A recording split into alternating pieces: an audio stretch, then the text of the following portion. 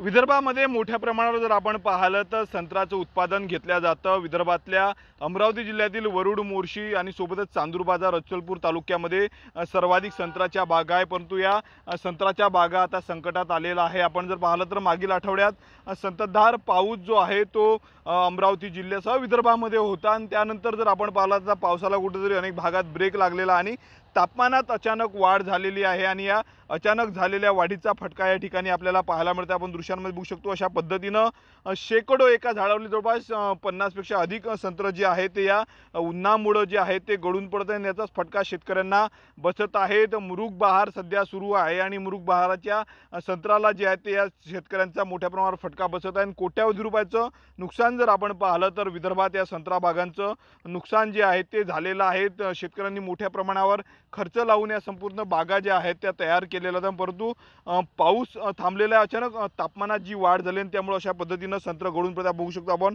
छोटे छोटे संत्र आहे हे सध्या संत्रा बागेमध्ये गळून पडत असल्याचं आपल्याला पाहायला मिळत आहे।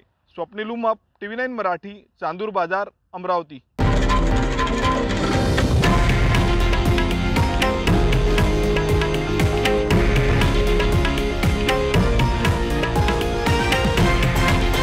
हे आहे देशातील नंबर 1 न्यूज नेटवर्क आणि आपण पाहत आहात TV9 मराठी, एकमेव।